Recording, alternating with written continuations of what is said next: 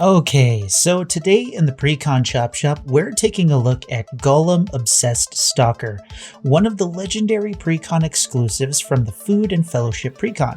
This is an EDH concept deck, so it's not a full deck tech, but rather the core of one, and you can fill in the remaining slots with your favorite utility lands, ramp, removal, protection, and support cards in mono black. Let's get to the core of the deck. Our commander is Gollum Obsessed Stalker, a 1/1 legendary halfling horror for 1 and a black. It has Skulk, which says this creature can't be blocked by creatures with greater power. Then it says, at the beginning of your end step, each opponent dealt combat damage this game by a creature named Gollum Obsessed Stalker loses life equal to the amount of life you gained this turn. So this is kind of a delayed drain commander, but the very big deal here is the fact that this card keeps track of opponents dealt damage by a creature named Gollum Obsessed Stalker. Once an opponent is tagged with Gollum, they remain tagged for the entire game, no matter how many times it leaves the battlefield. Once Gollum has successfully hit each opponent,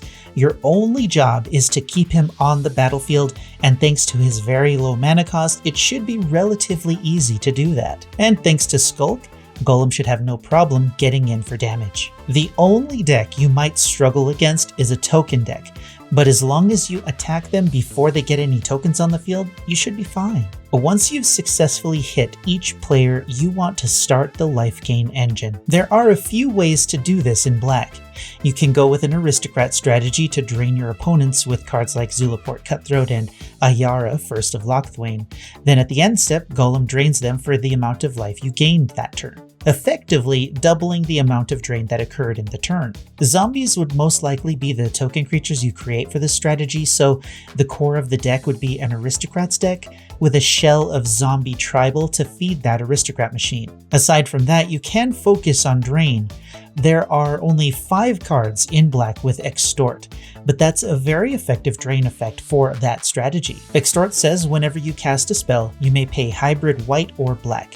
If you do, each opponent loses 1 life and you gain that much life. Now, this is still a mono black card because that hybrid mana symbol is in the reminder text for the Extort mechanic and not on the actual text box for the card. With 3 opponents, 1 activation of this ability with Gollum on the field will mean a total of 4 life drained for each opponent. With enough mana, you can activate this multiple times in a turn, making the drain in the end step very significant. Basilica Screecher, Syndicate Enforcer, and Thrall Parasite are the 3 generic creatures that you can include, but Cryptghast will also double your black mana production, while Pontiff of Blight will give our other creatures Extort, so you can activate multiple instances of Extort from a single spell you cast if you have the mana. After that, some other drain effects we have available to us are things like Blood Tithe, a sorcery for 3 and a black that says each opponent loses 3 life. You gain life equal to the life lost this way. This is a maximum of 9 life gained for you,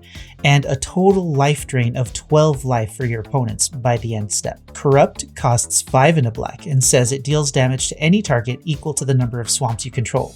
You gain life equal to the damage dealt this way, which again will drain each opponent tagged by Gollum at the end step. Kokusho, the Evening Star, is a classic drain win con, but its death with Gollum on the field will make your opponents lose a total of 20 life.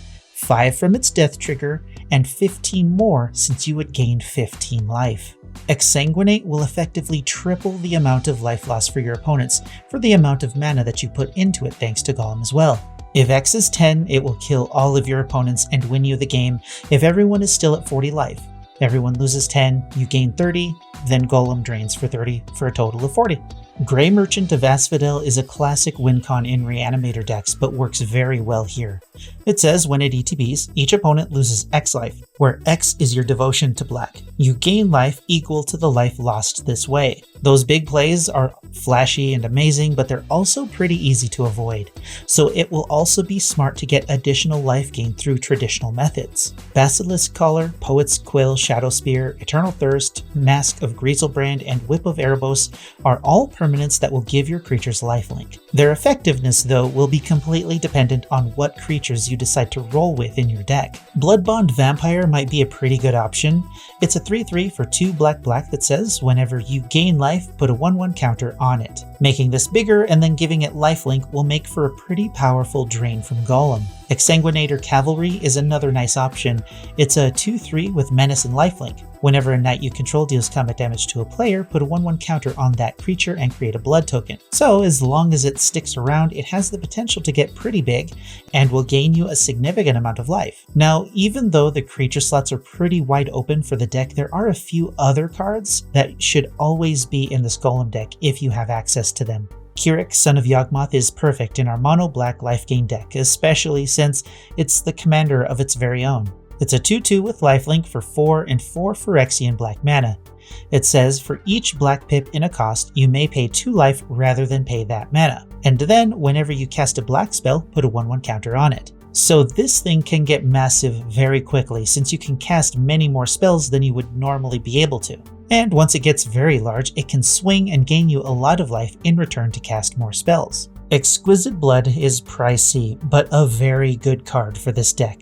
It's an enchantment for 4 and a black that says whenever an opponent loses life, you gain that much life. If this enchantment and Gollum are out on the field and you cast Blood Tithe, the total life loss for your opponents becomes 21 and you will gain 72 life. You cast the spell, each opponent loses 3 life. You gain 9 life from the spell and then 9 more life from Exquisite Blood for a total of 18 life gain. Then at the end step, each of your opponents loses 18 life from Gollum, and you gain 54 life from Exquisite Blood. It has a crazy amount of explosive potential. Now, since Gollum is the key component for the deck and the end step trigger, the best protection from Gollum, in my opinion, are the instances that will let Gollum die and then returns him to the battlefield. Feign Death, Kaya's Ghost Form, Malakir Rebirth, Supernatural Stamina, and Undying Malice are all very cheap cards that will do this very well. And then since they're cheap, if you have an extort card on the field, it could create even more drain potential for your opponents. Aside from those, artifacts that will gain you more life when you cast spells will be good additions also. Things like Demon's Horn, Prism Ring, and Staff of the Death Magus can do a lot of work for you in this deck, since your opponents might not see their effectiveness as a threat until it's too late. Honestly, that's pretty much the core of the deck. There are very few cards that are absolute auto-includes like Blood Tithe and Grey Merchant of Asphodel. After that, you build up the life gain strategy that you like most to get the most out of Gollum's triggered ability. The rest of the slots in your deck will be the usual ramp, card draw, removal, and utility land packages that you have access to in Mono Black. I'm actually surprised at how simple this deck is to put together. I was expecting it to be a little more convoluted, but good drain effects are pretty cheap and will be absolutely devastating with Gollum on the field. I think this deck might be a little too light on creatures, but if we're gaining a lot of life, we may be able to withstand a lot of attacks from our opponents and then kill them off before they kill us off. The creatures that you would want to add to this deck should have a lot of staying power or be difficult to remove while gaining you life at the same time. Noxious Gearhulk might be a great inclusion. It'll destroy the biggest creature on the board and gain you life equal to its toughness. Then, if it sticks around, it's a 5/4 with Menace that you could give lifelink to get a much bigger drain at the end step with Gollum. Honestly, I think that's about it for the core concept for the Mono Black Gollum Obsessed Stalker Drain deck. The deck list of these core cards, along with a few other options I was thinking of, will be listed in the description, so check that out if you're thinking about building this deck. Be sure to let me know of some other cards that you think would be great in this deck in the comments below and what you think of this concept deck video as a whole. In the next video, I think I'll take a closer look at the Lord of Nazgul and see what kind of Spellslinger deck I can put together with that, so look forward to it. But for now, like the video if you liked the video, dislike it if you disliked it, and until next time, I'm Space Coconut, and you're welcome.